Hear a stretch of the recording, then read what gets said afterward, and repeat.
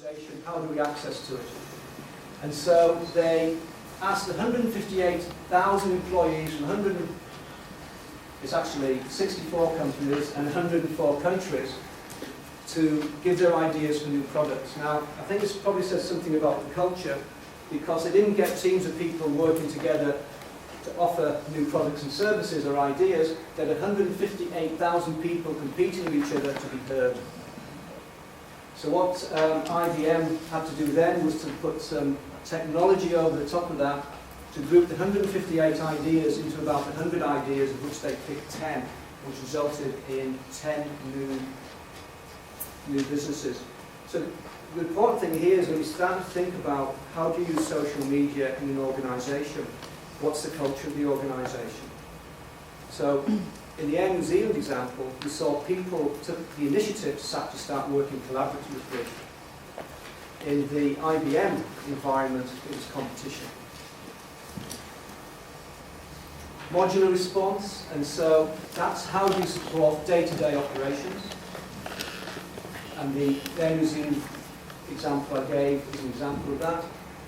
And routine response. This is particularly used where you've got repeat types of inquiries, usually through call centres, and this has been used very successfully with identifying major issues to customers and changing product design and service accordingly, or you can use a hybrid response.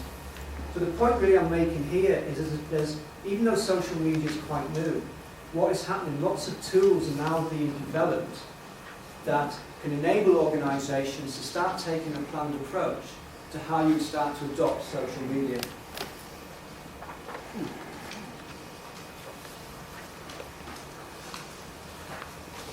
Social media, for the first time, the technology is connecting people, not just people. I'll give you an example of this. How many people here buy books on Amazon? Right? And when you buy a book, it comes up and it says, if you like this book, you like all of these books. So why does that happen? And the reason that happens is that millions of other people who've read the book that you want to read have read these other books. So Amazon haven't decided you should have a look at this, you should have a look at this.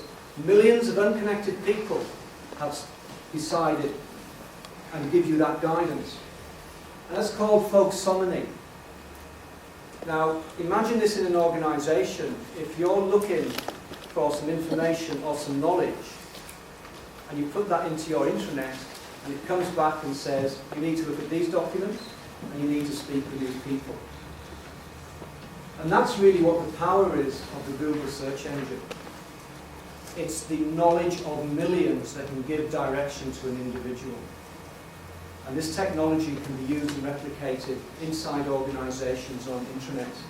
And this is why it's far easier to find something usually on Google than it is on the internet. Because in an intranet in your organisation, very few people have decided what they call something. If you don't call it the same, you don't find it. So when you go onto Google, you can put anything of 10 different things, names, what you think something is, and very likely it'll come up on the front page. So the important point to note here is that social media, the technology itself, is also connecting people and creating networks of knowledge.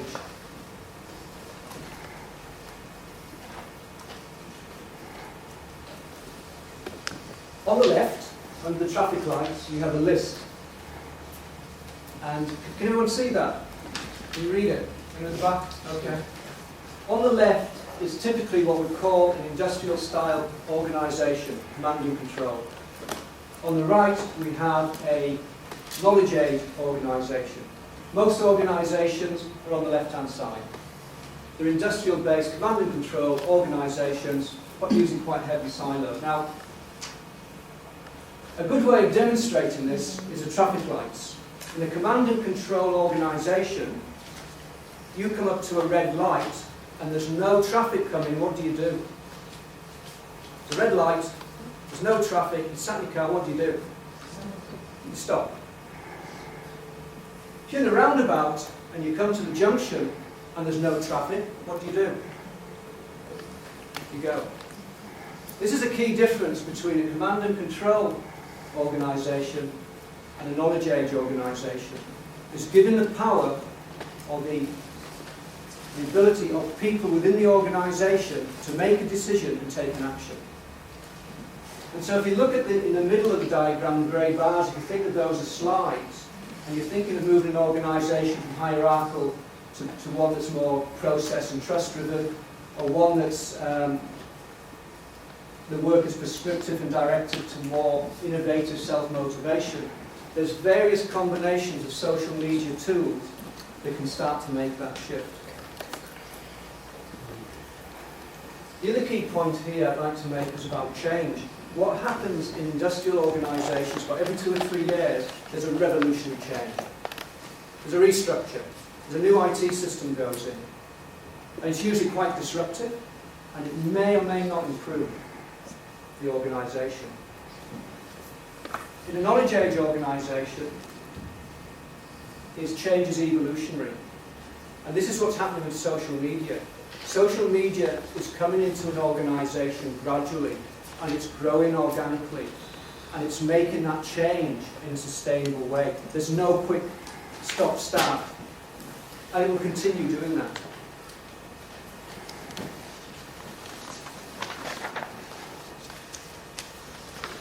Of course, what's going to be important is selecting the right tools for whatever you're trying to achieve in your organisation. So you start off with, what is the objective? What are we trying to achieve? And then what mix of tools can enable us to make that shift?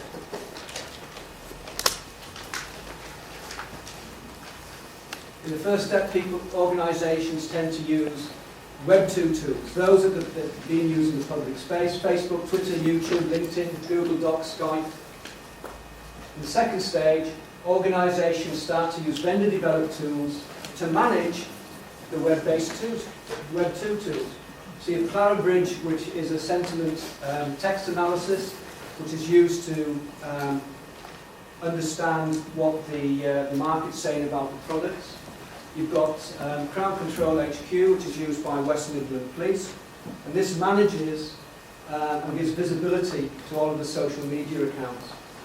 And then you have tools such as Salesforce, Minus Infomedia, which is used by Air New Zealand, Microsoft SharePoint, which are developed specifically for organisational use and have social media type functionality in it. So social media is not just Facebook, Twitter, it's any application that brings visibility, it creates networks, it enables collaboration, and you can start to make that transformational change. Just quickly here, you'll see the references. In the blue quadrants, you can see it's got whether you want to enable better connection, collaboration, cooperation, communications. There's different tools that you can mix and match to achieve any of those objectives. So it takes it back to that point, is what objectives do you want to achieve, and then what tools or what tools mix will you use to achieve that objective.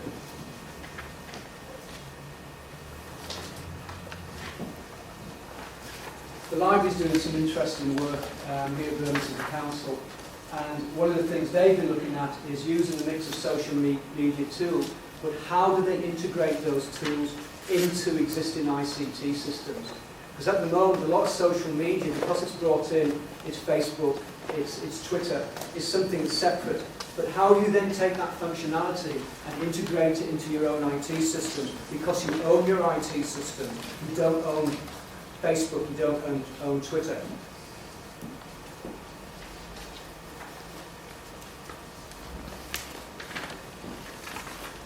I'm going to waste some time, so these are some social media benefits, and I'll go through these in more detail in the next session.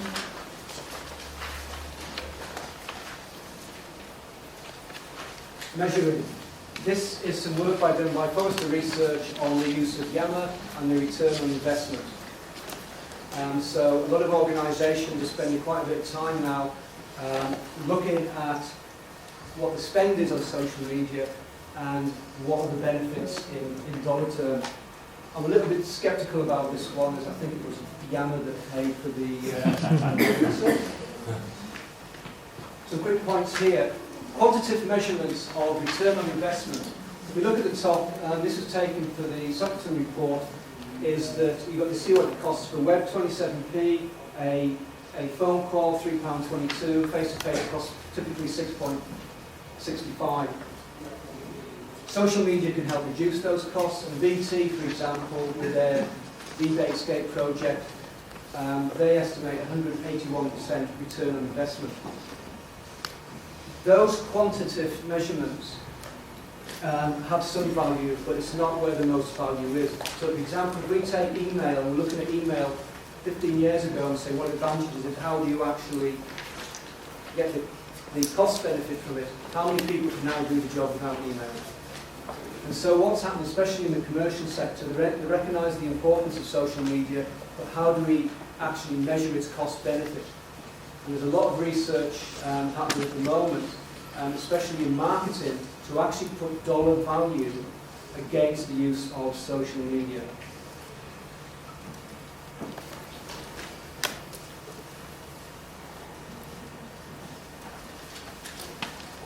This is your own social media comms officer who talks about in the Arts Fest there's 40k visitors on Flickr, 17k likes on Facebook, and 1.3 million tweets.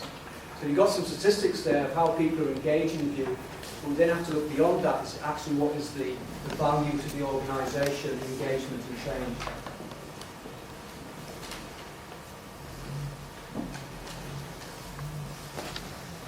Mark Prensky, in the year 2000, coined the phrase digital natives. And there's some digital natives sat in this room. These are people who now get into the late 20s, early 30s, and they know nothing else but the digital age. And he talks about digital migrants, the people of my generation who started to pick up the new social technology. When he first started talking about digital natives, we come across this a lot in schools, is that children had access to better technology at home than they did when they were in school. Employees and organisations have better access to technology at home than they do when they go into the workplace. This is called powering down. And of course, what's happening is that people more and more are taking their own technology into the workplace. I'll just drop down a couple of bullet points. IBM have got a project called Bring Your Own, for 8,000 employees. They're bringing their own technology into the workplace, they're paying for their own technology, and they're paying for the connection.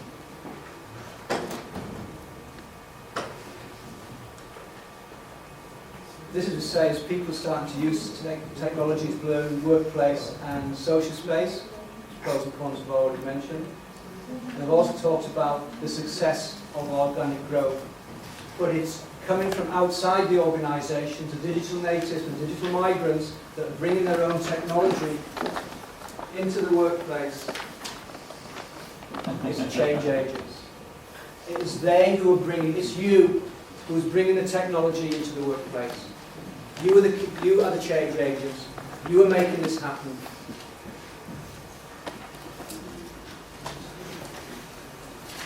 So I'd just like to say, social media is not bad.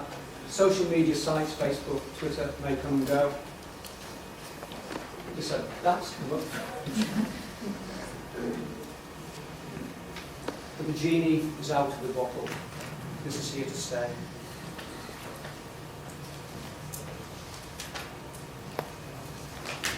I decided to invest some time to go back to university to try and understand what social media is, how it's going to change the workplace. And there's a number of methodologies I've used prior to social media in the work of the Ministry of Education and other organisations. And I'm starting to put these together to get an understanding of how social media works.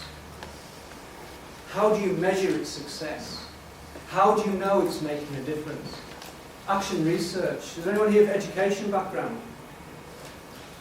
No? Well, your educators will know about action research. It's a change methodology that creates its own evidence base. You identify an issue, you try something, you see what the effect of that is, and you replan it in. Appreciative inquiry is a tool that's used by the American Navy, it's used by British Airways, and you look at things that are working well in your organisation and you do more of it. So people you'll be meeting in the next session, we're already doing some great things with social media, It's taking their work and building on it and making it more effective. After network theory is basically identifying technology, policy, not just people make change. And program project managing actually makes it happen in a safe environment. So one of the things I'm doing is I'm combining all these into one research methodology so I can get a better understanding of what social media is and how it works. This is on the final page of the Scoping report. Our 2010 report suggests that social media could be instrumental in shaping public sector organisations as they cope with their severest test in living memory, bridging and widening the gap between increasing service demands and diminishing resources. This fellow here, Dad Shahed, who's an American academic, and he talks, and there's a reference to the paper there, and he's talking about extending from transactional e-government, which has been with us now 10, 15 years. People have access to government 24/7. I can renew my car licence anytime. I can access the information I need about a local authority 24/7. But he now talks moving to interactive e-governance. And that is, how do you interact with your customers? How do you engage in those conversations? How do you connect people across your organisation? How do you connect people across your organisation into your customers? Because organisation silos are becoming porous. The boundaries around an organisation are becoming porous. The traditional communication channels are still going to exist and they're still important, but there's other communication channels outside that. So more and more people across your organisation will be speaking directly with your customers. So this is the final report. Social media-assisted transformation change will require careful managerial thought, consultation, planning and joined-up implementation by identifying and delivering clearly defined benefits. So the first thing is to identify what are you trying to achieve that can be measured against robust critical success factors. And a change methodology that both creates and is informed by an evidence base of thinking and practice. So the point I'm making here, any organisation that goes through any change and how they plan it and how they implement it has not changed. So there's a lot of skills within any organisation, especially among senior managers, to actually put this in place. And as social media grows organically up from the bottom of an organisation, there comes a time when the senior decision makers in the organisation have then got and put a strategy and a framework around that initiative because they've already got an existing database to work in. And in our next session, that's what we're going to start looking at, is the existing evidence of the good practice of use of social media in Birmingham City Council, and where can it be taken from here. Thank you.